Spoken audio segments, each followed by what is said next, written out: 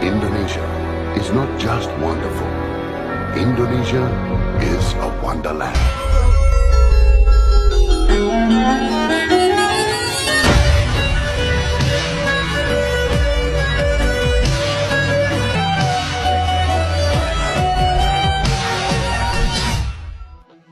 Assalamualaikum warahmatullahi wabarakatuh. Halo semuanya, perkenalkan kita dari kelompok 2 Manajemen Pendidikan Islam Sekolah Tinggi Ilmu Tarbiyah Lakbok. Kelompok 2 ini terdiri dari 5 anggota, yaitu yang pertama ada Daswin, yang kedua ada Wahyu, yang ketiga ada Syifa, yang keempat ada Ratih, dan yang terakhir saya sendiri yaitu Dirin. Sebelum kita memasuki materi yang kita bahas kali ini, saya ingin bertanya, pernahkah kalian mendengar ucapan Jenderal Sudirman tentang robek-robeklah badanku, potong-potonglah jasad ini, tetapi jiwaku yang dilindungi benteng merah putih akan tetap hidup, tetap menuntut bela siapapun lawan yang aku hadapi. Kutipan tersebut menjadi pengingat bahwa bela negara bukan sekadar kewajiban militer, tetapi panggilan jiwa setiap negara. Selamat siang semuanya, kami dari kelompok 2 akan membahas mengapa bela negara sangat relevan bagi kita sebagai generasi muda. Nah, jadi pembahasan kali ini yaitu tentang bela negara. Apa sih itu bela negara? Bela negara adalah upaya bersama seluruh warga dan kekuasaan negara untuk melindungi kedaulatan, keutuhan wilayah, keselamatan, dan kepentingan nasional. Untuk pembahasan selanjutnya akan dibahas oleh teman saya, yaitu Wahyu Rondoni. Kepada beliau disilahkan. Baik, saya akan menjelaskan tentang bela negara menurut para ahli. Suttaman menyatakan jika bela negara dikategorikan dalam 2 jenis, yakni fiksi dan non-fiksi. Secara fiksi, bela negara merupakan sikap warga negara yang ditunjukkan dengan kesetaraan dalam perang beserta senjatanya. Sedangkan secara non-fiksi berarti sebuah sikap yang tidak langsung yang dilakukan warga negara dalam mempertahankan kedaulatan bangsa dan negara.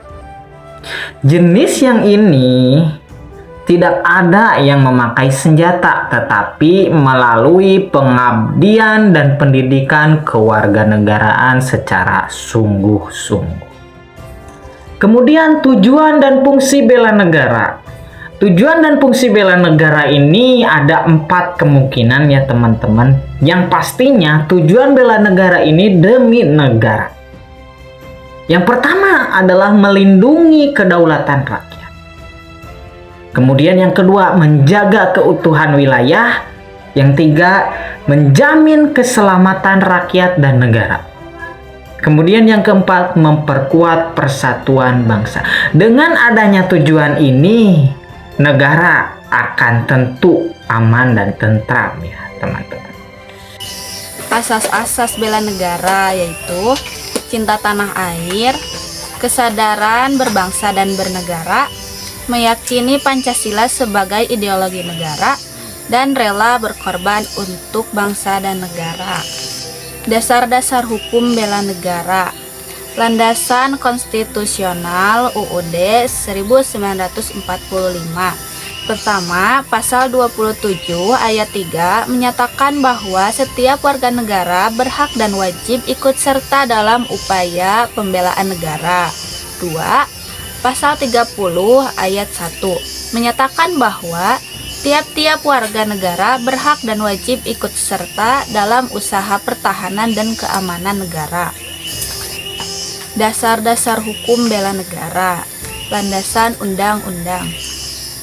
Undang-Undang Nomor 3 Tahun 2002 tentang Pertahanan Negara.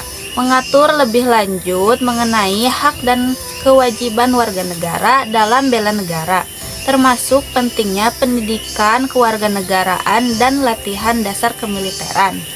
Undang-Undang Nomor 34 Tahun 2004 tentang Tentara Nasional Indonesia mengatur ketertiban TNI dalam pembelaan negara dan kewajiban warga negara untuk mendukung upaya pertahanan. Undang-Undang Nomor 24 Tahun 2007 tentang Penanggulangan Bencana juga relevan karena bela negara mencakup kesiapsiagaan menghadapi bencana alam yang menekankan partisipasi aktif warga negara dalam upaya penanganan bencana.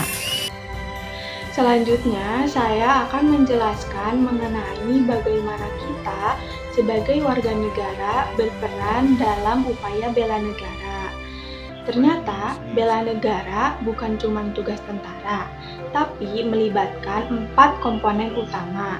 Pertama, ada militer, yaitu TNI yang bertugas melindungi kita dari ancaman luar.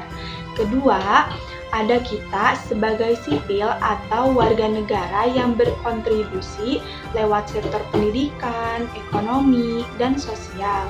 Ketiga, ada keamanan, yaitu Polri yang menjaga kita dari ancaman di dalam negeri.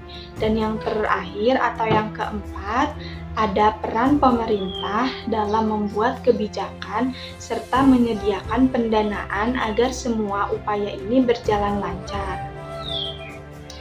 Nah, terus apa sih tanggung jawab kita secara nyata? Sebagai warga negara yang baik, kita wajib menghormati Undang-Undang Dasar dan peraturan yang berlaku. Kita juga diharapkan ikut berpartisipasi dalam pembangunan nasional dan menyokong upaya keamanan serta pertahanan negara. Penting bagi kita terus mempelajari pengetahuan tentang bela negara, supaya kita tahu apa yang harus dilakukan demi menjaga persatuan bangsa kita. Terakhir, bela negara itu bukan cuma teori, tapi harus dipraktikkan dalam aksi nyata sehari-hari. Contohnya adalah mengikuti musyawarah untuk mengambil keputusan bersama. Selain itu, kita juga harus memiliki sikap toleransi, yaitu menghargai dan menerima perbedaan pendapat orang lain. Dengan menciptakan dan memelihara komunikasi yang harmonis, kita sudah ikut serta menjaga kedamaian negara ini dari lingkungan terkecil kita. Sekian penjelasan dari saya. Selanjutnya akan dilanjutkan oleh rekan saya. Terima kasih kepada teman saya. Untuk saya, di sini saya akan menyampaikan tantangan dan solusi. Tantangan bela negara kini adalah ancaman non-militer seperti hoax digital, radikalisme, dan individualisme. Solusinya adalah dengan revitalisme pendidikan bela negara berbasis digital, perbanyak literasi dan edukasi. Nah, itu tantangan dan solusi.